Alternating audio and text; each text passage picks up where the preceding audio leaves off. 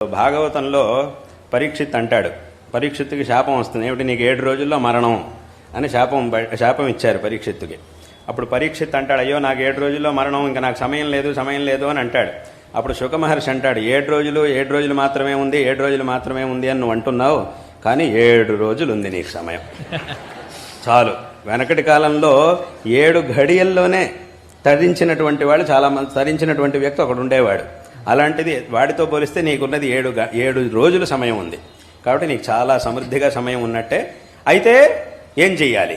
ఈ ఉన్న కాస్త సమయంలో ఆ భగవత్ తత్వాన్ని నేను నీకు ఉపదేశిస్తాను, శ్రద్ధగా విను అని చెప్పారు ఆయన శుక మహర్షి. అప్పుడు పరీక్షిత్తు కూడా అలాగే శ్రద్ధగా ఆ 7 రోజుల్లో భగవత్ తత్వాన్ని శ్రవణం చేశాడు. ఒక సప్తాహంలో భగవత్ తత్వం మొత్తాన్ని ఆయన శ్రవణం చేశాడు. తద్వారా ఉత్తమమైనటువంటి గతిని, మోక్షాన్ని ఆయన పొందాడు అనేటటువంటి విషయాన్ని భాగవతంలో మనం చూస్తూ ఉన్నాం. ఇప్పుడు ఆ 7 రోజుల్లో పరీక్షిత్తు ఎలా శ్రవణం చేశాడు? చాలా శ్రద్ధగా శ్రవణం చేశాడు. ఏదో కాసేపు ఆయన పాపం శుక మహర్షి భగవతత్వం గురించి చెప్తుంటే కాసేపు వినేసి, సరే చాలండి నేను కాసేపు ఆపుదాం, మళ్ళీ మధ్యలో నేను ఎక్కడికో వెళ్ళొస్తాను, ఏదో పని ఉంది కాసేపు ఆగొస్తాను.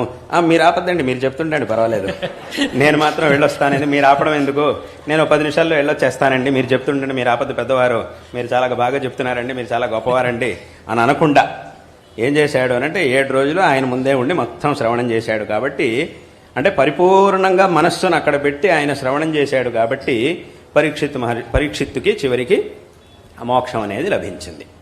కాబట్టి ఇక్కడ కూడా ఒక అరగంట దొరికినా, అరగంట లోపు సమయం దొరికినా కూడా అది చాలా సంతోషమే. ఆ సమయంలో వాళ్ళకి సంబంధించినటువంటి అనుష్ఠానాలు ఏవైతే ఉన్నాయో వాటిని అందరూ కూడా చేసుకోవచ్చు. ఇప్పుడు